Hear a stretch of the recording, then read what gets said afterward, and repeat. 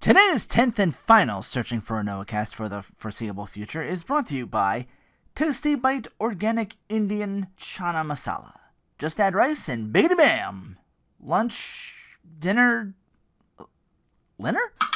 Ladies and gentlemen, Dok And Friends. We're ready to party! We're ready to party, we're ready. Bring DENDOK all of your spaghetti. I'm scared. You are correct in this. Where did the theme go? The hell's going on down here? Oh, hey, we're blanking on stuff for an episode 10. So we're just going to talk about the campaign. But our segments! Oh, right. What are we playing? Kingdom Hearts 1's still trying to platinum it, and that's when we feel like doing it. Ha ha! It is as your life has taken a natural D20, and in dying 1 at this point. The hell's dying 1? Yeah, DENDOK comes from Pathfinder, not 5e. Keep up, man. No platinums outside of some more 99-cent breakthrough gaming and another $1.50 where we just mash the shoulder buttons to plat. Which we'll go and buy, but haven't yet. So, there's that on top of that. Coming soon? Coming soon! Coming soon. Coming soon. Coming soon. Coming soon! A Gradius pixel-like in Galactic Wars EX, and a roguelike hack-and-slash in Samurai Bringer. Hopefully the latter doesn't get another week delay so we have even less to talk about again. Now both those games coming out for the 21st. For those that just gotta scratch that Pocky and Rocky itch and can't wait till June, Japan's getting that game Kiki Kai Kai Kuromanto no Nazo on the 21st as well. Oh yeah, No More Heroes 3 for all consoles. That'll be awesome. As big fans of 1 and 2 when we had a Wii, that'll be cool to play finally. Yeah, see, there's a reason Rinoa Prime's going heavy on reaction content.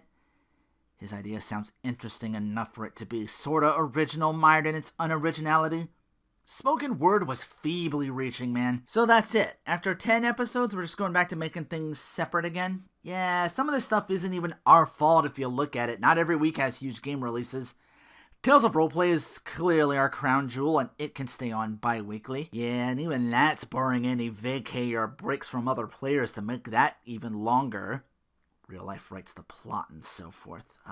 Hate real life, don't we all? So we're just going to be mostly caught up with this campaign. We invited DENDOK to tell his tale. Well, I guess that's the podcast then. Play me out. God damn it, baby, no, I ain't lying to you. I'm only gonna tell you one time.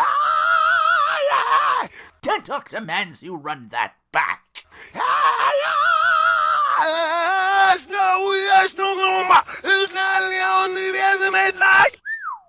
Sweet rapier, you like the weapon of DENDOK? You can help chronicle the tales of DENDOK and Friends.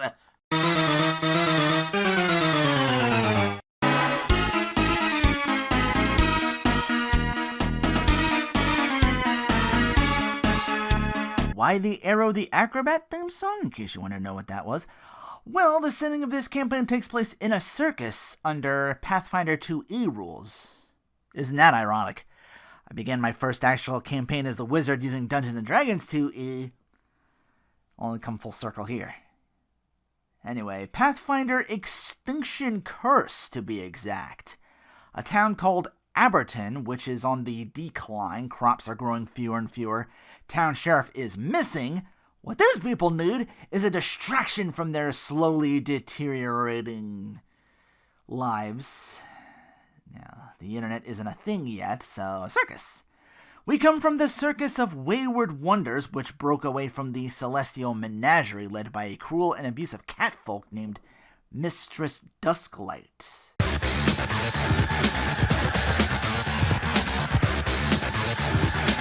Appealing as medieval Adam might be, this game offers a myriad of classes and creatures to be. An advanced player's guide added a few, like the aforementioned dragon-based kobolds. Seriously, what a glow-up for you guys. Isoki, or Ratfolk, and Tengu.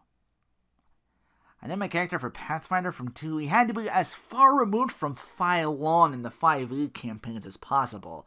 I knew I wanted something non-human, but I wasn't sure exactly. Then an idea of being badass, but 2 to 3 feet tall, hit me. Introducing DENDOK, the Goblin Gladiator. I had my Shaw Brothers moment. This character's going to lean slightly more into the not so politically correct, more Tromaville or Psycho Gorman kind of way. Heroic enough. Maybe Psycho Gorman's the wrong example, but Suju stands for Chaotic Goblin! Ha ha! Also a little bit of Trinity Souls of Zil-Ol, a criminally underrated PS3 hack and slash. That game starred a guy who fought as a gladiator, but also of his own volition. DENDOK cannot be contained! Yeah, you just left, but not before gaining some notoriety. Goblin Gladiator as a swashbuckler. Strength and style. You don't even roll for stats. That's all done with your ancestry and your class and your background. So an 18 strength, 16 dex, 3-foot goblin who's more finesse and panache in the style, but no less devastating. DENDOK herd goblin-sized unicycle. DENDOK has not killed while upon unicycle. Much laughter will ensue, mostly from DENDOK as victims lie bested. And that's how DENDOK got into the Circus of Wayward Wonders, already an attraction in his own rights. Thought a circus might pay and feed a little bit better. Got quite the motley crew as circus folk tend to be, and that's just our party.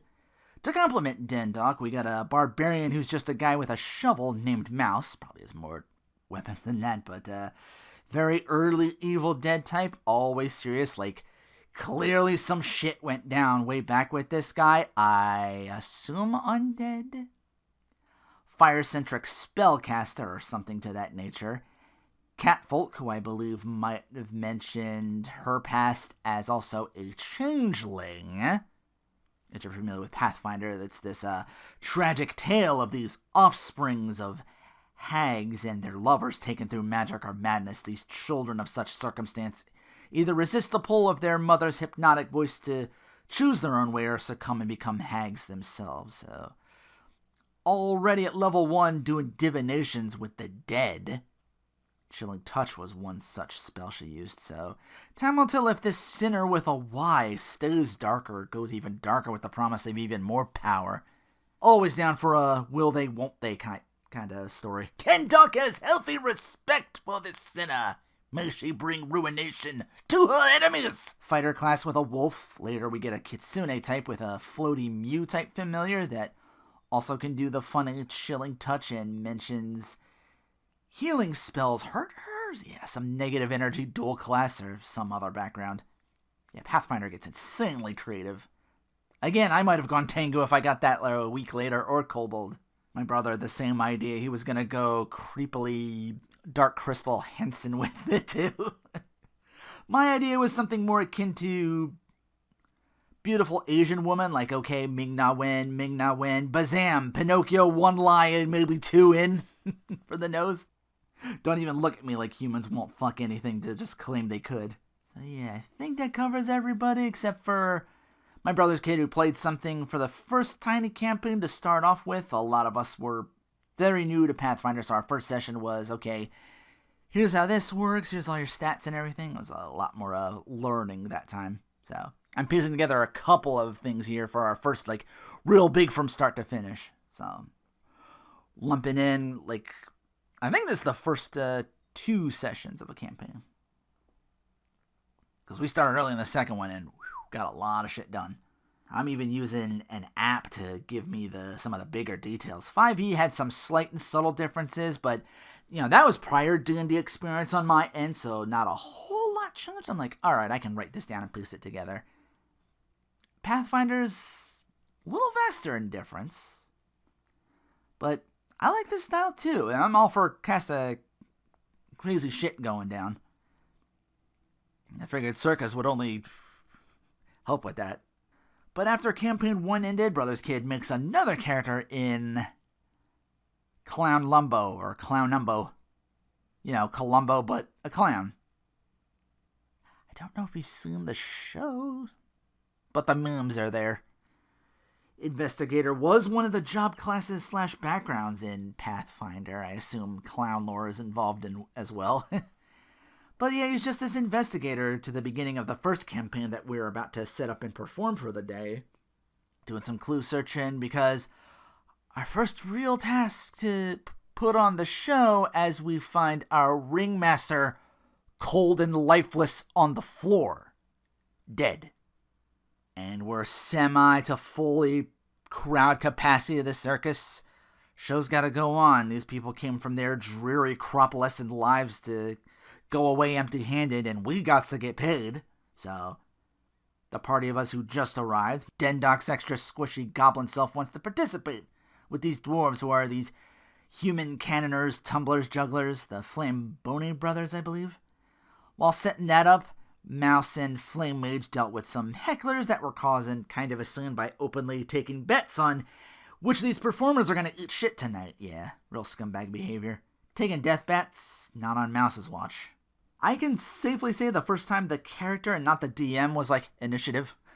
Like, oh really?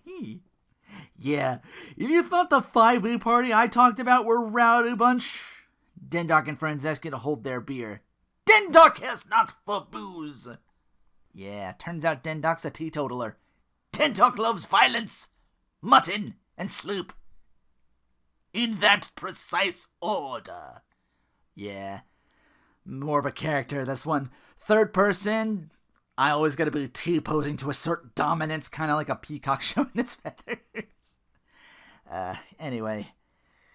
Den and the Flambonis perform beautifully, whizzing through the air and trapezes to safely land after a very chilling tarot reading or something akin to that from Sinner in an audience volunteer. I think she more or less reached into his dome piece and told him when he and his last days were coming. Really, like, a little too good in the reading. It was like, whew.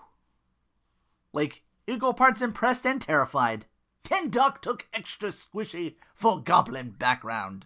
He would have made it without the net.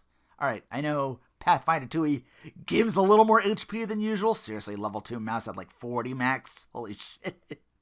Anyway, Mouse and Flame Mage deal with the ones taking bets with fire, no less. Part of the show. Plus someone new to playing the game. It's like, explain it away. DENDOK gets to keep his cannon helmet post-performance and takes things outside with some drunkards, the Muppet guys, Walford and Statley, or was it Waldler? I can't remember the names off the top of my head, but it's either way, not the time to pull out the rapier on these guys. We just want them out of here. We don't want their lives, so cartwheel to panache, and then their grapefruits get a head full of helmeted DENDOK. This was not the first nor the last. Yeah, I don't think you lose points fighting dirty as a gladiator, so to speak. So yeah, flashy violence. Easily dealt with. Mouse and Fighter later see some snakes under some of the bleachers and try to get them to safety before they start a panic. All the while, Ringmaster's body has not been moved or disturbed in any way, just a tarp over him. Finale with the Flame Mage doing tricks while another big diva star, she does her escape trick. She's had her usual finale spot bumped up a bit due to concerns that we discovered tampering with the usual next act in the trapeze artists. Their nets got chewed up by rodents of some kind, so we're not going to risk their safety. Ma'am, we got to bump you up, blah, blah, blah. It's like, oh, blah, blah, yeah. We convince her, got to close the show a little quicker than we planned as a result. Had some trouble with the audience and the snakes. Clown Umbo and more investigation are soon. The Ringmaster's legs have badly swollen up by what looks like snake bites, as he's discovering. Everybody done with the show, gotta turn in and start setting down for the night. 2 performers leave for firewood. We hear a scream a little after that. So, while they run past, we get info on where they screamed, so we go there. Our first real fight that doesn't end with just having the rowdy audience members run off are a pair of vipers. One small, one not so small. And they attack first. DENDOK climbs the big one, asserts dominance. Others help to claim it. As it falls to Friends' onslaught, DENDOK rolls to smaller Viper and cleaves it in twain, like a tiny eel. Not sure if it's Pathfinder or the DM's choice itself, but anytime we drop an enemy, we're asked to describe our kill. I think the big Viper gets run through and decapped later. As it falls, DENDOK rolls off it, goes to the little one, shink, cuts the midsection horizontally. Why would those snakes strike first is what some of us are wondering. We investigate the area, come across a small kind of Predator 1-ish trap. Like you trip the wire like a big log or something like that with like poison spikes all over. We can also do our little investigation. Here's the thing though. The tripwire is way higher up than one would usually get a tripwire for. Like, DENDOK in all 3 feet of his glory can walk right under it. So, really curious. Who are they looking to trap with this in the middle like this? We follow a trail further in, spot a Nereid, I believe? You know, those pesky fish monsters from the Future Sewers and Chrono Trigger? I forget what he called them. It's in this nearby water area. There, one's picking up rocks from the river, spots us, another appears, and it's initiative. Thankfully, unlike the Chrono Trigger Nereids, there's no hurtful lightning spells, but one of them does know Gen 1's Misty Cerulean Gym TM of Bubble Boom. We drop one, the other escapes swimming through the water. They were bat-winged too, like maybe there was something else, like these bipedal bat creatures with gills or frayed fins on the sides of them. Really, really freaky looking. So, in short, really cool looking. Yeah, I mean freaky as a compliment in most cases. If only DENDOK was 2nd level and took Underwater Marauder. But there would be more battles for DENDOK and Friends to conquer. Yeah, party doesn't make 2nd level till after our next battle, but getting ahead of ourselves. We loot one of these creatures. It shows us some gold and also a detailed map of the circus. Like, this was a planned hit by the looks of it. So, with this revelation, we haul back to the main tent and on our way start to hear music and celebration. Like, oh, that's weird. I thought they were making down for the night. Like, it's late. Why would they be up and about dancing after the performance? Plus, with the ringmaster gone too. I'm like, wait, what the hell is this? Like, this is unnatural. And we see how unnatural it is, because once we're back inside, we see our entire circus folk dancing. Clearly against their will, like pained faces abroad from the crew as we make our way over to the source. 2 pixie types with the Pied Piper act. They're all these people looked unhappy, so we're here to lift spirits. Fighter with the intimidation convinces them to put a stop to this, and they're like, oh, we didn't know. We're sorry. It turns out they were just fans of our show and did not want the party to stop, so they say. Like, they didn't come at us as, like, adversaries or ready to fight us. They were indeed fans. They claim to have witnessed DENDOK defy death with the Flamboni brothers in the cannon. Much praise for DENDOK. Yeah, I think a swashbuckler you can perform instead of intimidate to coerce people. You know, rule through inspiration, not fear. Until it's time to rule through fear. DENDOK says be nice. Until it is time not to be nice. Yeah, these two aren't enemies at all, we find out. Our enemy comes from the sudden appearance of a rat folk or rat shaman type. Yeah, first Chrono Trigger, now Shadowrun. Complete with a cloud horde type of many rats and one ROUS. You've seen Princess Bride. She says something along, I'm paraphrasing here, like, I had hoped to kill some more of you while the strong ones were away. But this will do. More of your corpses will bring bigger fear throughout. You will pay for encroaching on nature's bounty, so on and so forth. Basically a Scooby-Doo villain of the week chasing people away, but, you know, less G-rated about it. We do our best to team up on the horde of rats. Mouse squares off against the main baddie, dodging a few shocking grasp attempts. Still gets worked over to the aforementioned Dying 1. It's like the death saving throws mostly. Reach Dying 4, dead. Dying 1 is usually down 0 or lower, unconscious. If you get really hurt, like if you fail a save or like get nat 20'd and drop to 0 lower, you go to Dying 2. So So you can go past this stage even. But through DENDOK's performance and the brutal slaying of the ROUS, the two fairies who were bystanders decide, we'll fight along for this battle. It would appear these two fairies were indoctrinated.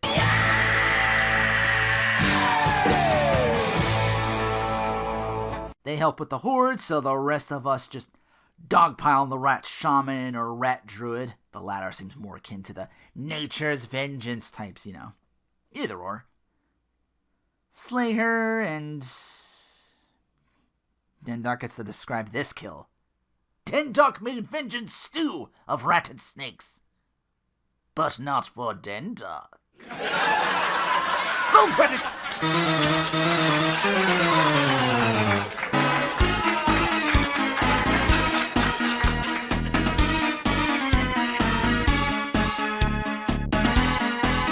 We don't really have credits, but that's all the tale I'll tell for now. It'll be a while before the next gameplay session. Like I mentioned earlier, someone took a vacation. We won't be campaigning again until next month.